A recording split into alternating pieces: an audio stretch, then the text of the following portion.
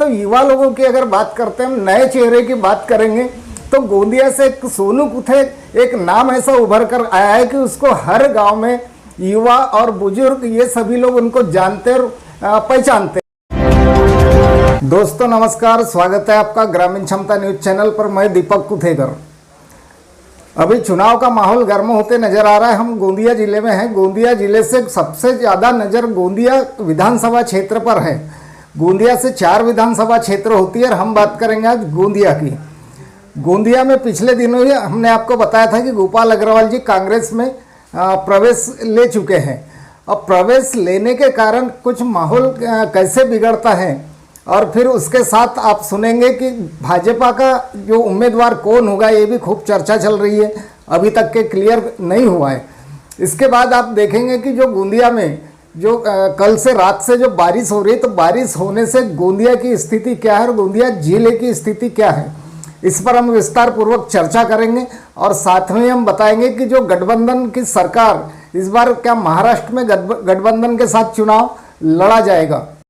दोस्तों गोपाल अग्रवाल जी जैसे ही कांग्रेस में जाते हैं और वो 8 तारीख को प्रेस कॉन्फ्रेंस रखते हैं, उस प्रेस कॉन्फ्रेंस में वो बोल देते हैं कि जैसे शिवसेना उद्धव बाला साहब ठाकरे वाली शिवसेना के बारे में कुछ बोल दिया जाता है, तो तुरंत ही 9 तारीख को युवा सेना जिलाध्यक्ष हरीश तुड़स्कर तुरंत प्रेस कॉन्फ्रेंस रख करके गोपाल दास अग्रवाल जी पर पलटवार करते हैं, क्योंकि उन्होंने जो बोला है तो इससे इनके मन में रोष व्याप्त होता है और वे गोपाल दास अग्रवाल जी का निषेध कर देते हैं। गोपाल दास अग्रवाल जी का कांग्रेस में आना और शिवसेना पर डायरेक्ट वार करना, इससे तो ऐसा महसूस हो रहा है कि ऊपर का जो गठबंधन है, क्योंकि लोकसभा का चुनाव पूरे गठबंधन के साथ लड़ा गया था और इस बार भी विधानसभा में कुछ राज्यों में गठबंधन कायम रहेगा। जैसे हम हरियाणा की बात करें तो वहाँ पर कांग्रेस आम आदमी पार्टी साथ में चुनाव लड़ने का निर्णय लिया है। तो क्या गोंदिया में भी उद्धव बाला साहब ठाकरे की शिवसेना, शरद पवार जी की राष्ट्रवादी कांग्रेस पार्टी, तो ये सभी मिलकर के चुनाव यदि लड़ते हैं तो तीनों में से कोई भी एक उम्मीदवार उस विधानसभा से लड़ेगा। जैसे हम गोंदिया की बात करते कि शुरुआत में शिवसेना का बहुत जबरदस्त यहाँ पर माहौल था और शिवसेना का कब्जा था, जिसके विधायक माननीय रमेश कुथे जी यहाँ गोंदिया के विधायक थे। उसके बाद कांग्रेस में गोपाल दास अग्रवाल जी के विधानसभा चुनाव लड़ने से कांग्रेस का कब्जा हो जाता है। लेकिन 2019 में गोपाल दास अग्रवाल जी भाजपा में चले जाते हैं। अब भाजपा से वापस फिर इस बार पलटी मारकर अपने कांग्रेस में वापस आ जाते हैं। रमेश कुथे जी भी अपनी घर वापसी कर लेते हैं। शायद ये जो जनता की जन चर्चा है, हम आपको हमेशा बताते रहते हैं। जो लोग कैमरे के सामने बोलते हैं तो वो तो हम आपको वीडियो में दिखा देते हैं, लेकिन जो कैमरा बंद होने के बाद जो बोलने वाले लोग हैं तो बहुत ही कुछ ऐसी काम की बातें कर लेते हैं।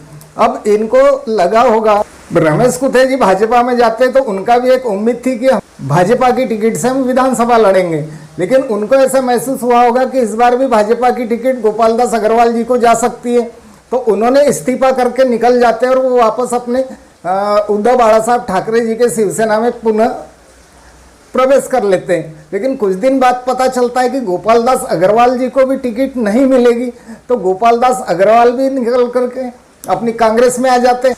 पिछले बार विधानसभा के जो उम्मीदवार थे अमर वराड़ी जी, तो अमर वराड़ी जी ज़्यादा वोट नहीं ले पाए और उनका ऐसा प्रचार भी हो गया था कि ये डमी कैंडिडेट है, ये उतना ज़्यादा कुछ इनका ग्रामीण क्षेत्रों में वर्चस्व नहीं है।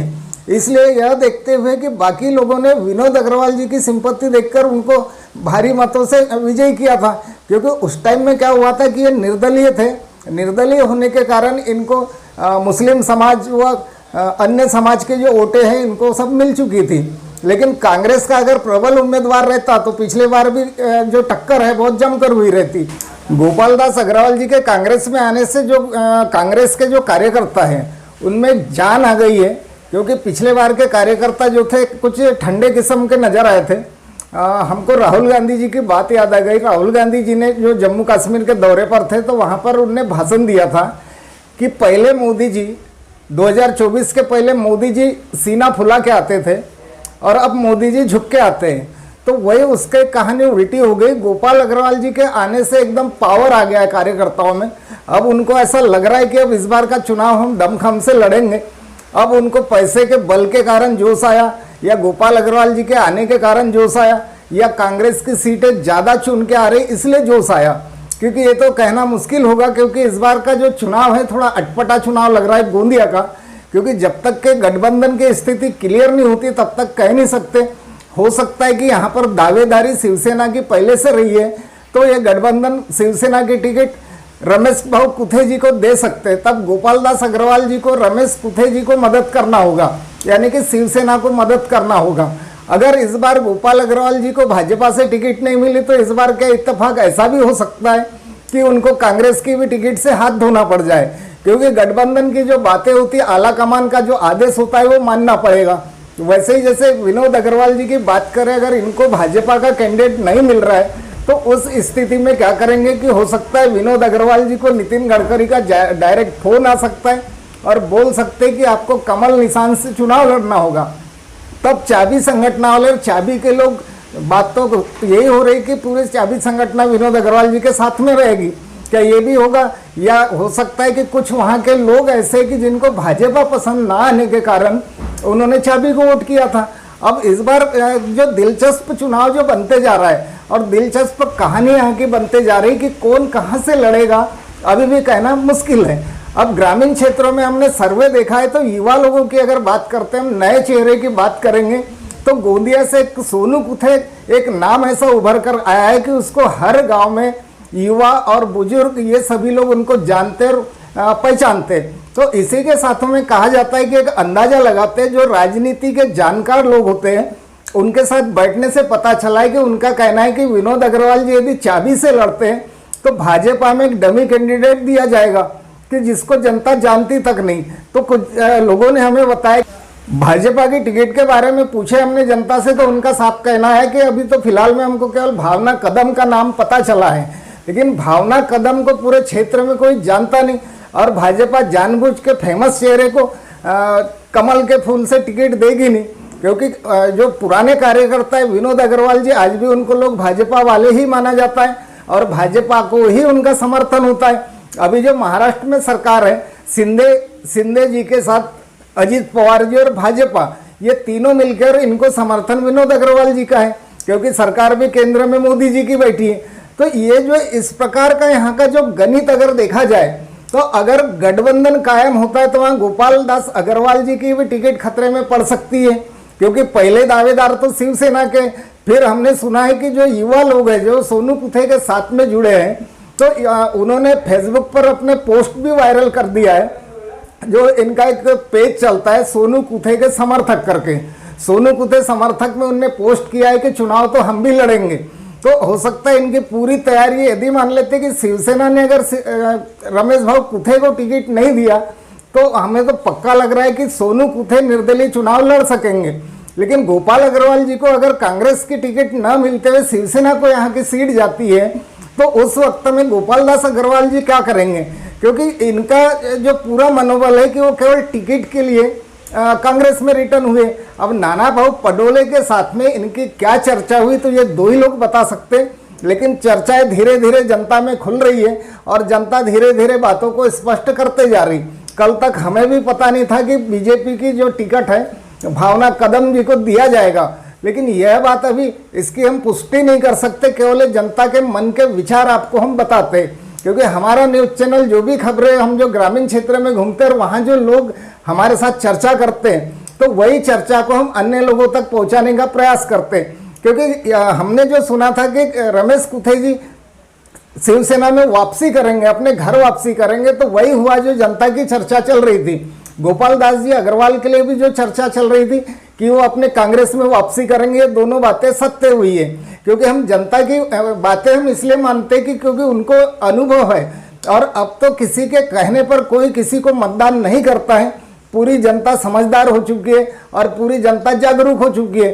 जो भी फैसला लेंगे, निर्णय लेंगे, वो अपने मर्जी से करते हैं, क्योंकि ज़्यादा करके विकास पर ध्यान दिया जा रहा है, ज़्यादा करके विकास पर जोर दिया जा रहा है। क्योंकि गोपाल दास अग्रवाल जी जब यहाँ के विधायक थे तो उन्होंने कहा था कि गोंदिया जिले को नंबर 1 करेंगे।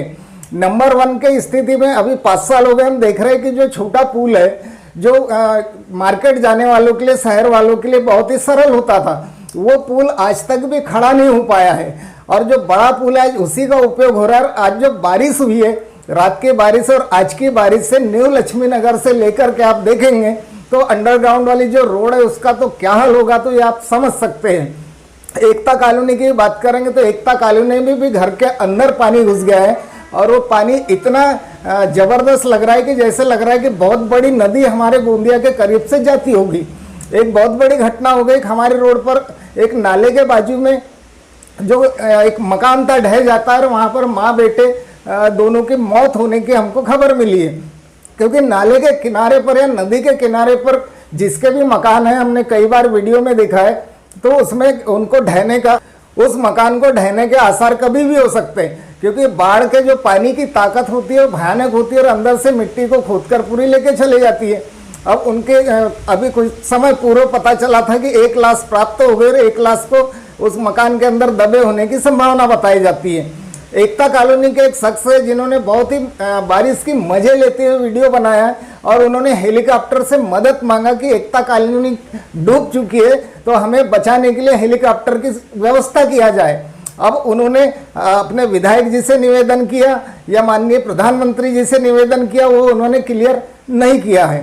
तो जैसे बहुत सी ऐसी रोड है, जैसे तिरोड़ा से मंगेझरी वाली रोड बंद हो चुकी है, सालेकसा मार्ग भी बंद हो चुका है, गिरोला का नाला भी बंद हो चुका है, क्योंकि भयानक जो पानी का रूप है। और जो हम रिंग रोड की बात करेंगे, हम जो कुड़वा, गोंदिया से कुड़वा जो रोड निकलती है, उसके पहले आपको एक रानी अवंती चौक है, उसके पीछे में हॉस्पिटल, सहयोग हॉस्पिटल, सहयोग हॉस्पिटल में अंदर जो बेड रखे होते हैं, जो पेशेंट्स सोए रहते हैं, वहां तक के पानी घुस गया है। तो क्या बिना नदी वाला क्षेत्र और ऐसा बहुत बड़ा नाला भी नहीं है और ना ही ऐसी कोई पहाड़ है कि जो बारिश भयानक आ जाए और गोंदिया में घरों के अंदर पानी घुस जाए, तो ये पानी की जो व्यवस्था है तो इतने सालों में क्यों नहीं सुधारी गई? क्योंकि अभी जो बोल रहे थे कि विनोद अग्रवाल जी के बहुत अच्छे काम हैं, बता रहे लोग, लेकिन ये रात के जो अभी जो रात में पानी है, ये बारिश से तो पूरे शहर की स्थिति, ये रात के बारिश ने तो पूरी पोल खोल कर रख दिया है कि गोंदिया एक शहर जो बिना नदी वाला शहर है, तो जो नदी वाले जो गांव है उनकी स्थिति तो होना ही। यदि दिल्ली में थोड़ा सा पानी बढ़ जाता है तो अरविंद केजरीवाल जिम्मेदार होता है। आज वो जेल में है, लेकिन दिल्ली में पानी आने के कारण वहाँ विपक्ष का चिल्लाना शुरू होता है कि अरविंद केजरीवाल के कारण यहाँ पर ये हुआ है। क्योंकि अरविंद केजरीवाल जेल में है तो वहाँ राष्ट्रपति शासन लगाया जाए। जब गोंदिया में यहाँ के उम्मीदवार यहाँ पर, यहाँ के विधायक यहाँ मौजूद है, यहाँ का विपक्ष यहाँ मौजूद है, हर कोई मौजूद है, तो यहाँ भी इस्तीफा मांगना क्या उचित होगा? क्योंकि इस्तीफा मांगना या राष्ट्रपति शासन लगाना उचित नहीं होता, क्योंकि देश सभी का है, चाहे पक्ष का हो विपक्ष का हो, दोनों और सभी पक्ष विपक्ष ने मिलकर अगर एक रास्ता निकाला तो हमारे देश का विकास होगा। लेकिन यहाँ वैसा नहीं होता, यहाँ सत्ता की लड़ाई होती है, कुर्सी की लड़ाई होती है, अपने अपने कुर्सी के लिए एक दूसरे को बदनाम करना होता है और बदनाम करेंगे तो तभी इनका प्रचार बढ़ेगा, ऐसा इनका मानना होता है। आप जहाँ जब भी देखेंगे, जैसा शिवाजी महाराज का पुतला ढहता है तो वहाँ हंगामा खड़ा होता है, फिर वो बात को भटकाने के लिए जो राणे जी के सुपुत्र है वो मुस्लिम समाज के लिए टिप्पणी कर देते, जिसमें माहौल जो खराब तो होता है, लेकिन डाइवर्ट करने की जो पोजीशन है, ये भाजपा सरकार के तरफ से बहुत ही अच्छा सिस्टम है कि इधर का माहौल बढ़ाते एक दूसरा कुछ खड़ा कर दो तो उससे कुछ माहौल डाइवर्ट हो जाता है। अब यहाँ जो कांग्रेस में गोपाल दास जी अग्रवाल जी आए हैं, जो 5 साल भाजपा में थे, तो उन्होंने भाजपा के पूरी नीति और भाजपा के फंडे सीख कर तो आ गए। अब यहाँ पर एक नया अपना एक सिस्टम अपनाएंगे और अपने आप को जीतने के लिए पूरी ताकत लगाएंगे, चाहे फिर अन्य उम्मीदवारों को बदनाम करना हो या विपक्ष को बदनाम करना हो या फिर अपने गठबंधन में साथ देने वाले उद्धव ठाकरे जी के पार्टी को बुरा बोलना हो, वो पीछे नहीं हटेंगे कि आए पहले ही दिन से उन्होंने शुरुआत कर दिया है और गोंदिया में उनके बारे में निषेध भी कर चुके हैं। तो इस टाइप की जो स्थिति है रोज के रोज बनते जा रही है। अभी तक किसी भी क्षेत्र की स्थिति क्लियर नहीं हुई है कि कौन किस पार्टी से लड़ेगा, कौन किस पार्टी की टिकट से लड़ेगा और कौन सी पार्टी उस क्षेत्र में लड़ेगी, ये अभी तक फाइनल हुआ नहीं है। अब देखना ये होगा कि यहाँ पे जैन जी का नाम चल रहा है कि जो घड़ी निशान रहेगा उनका, फिर उनके तरफ से शिंदे गुट से हमने कल ही सुना है कि मुकेश सिहोरी जी का नाम चल रहा है शिवसेना।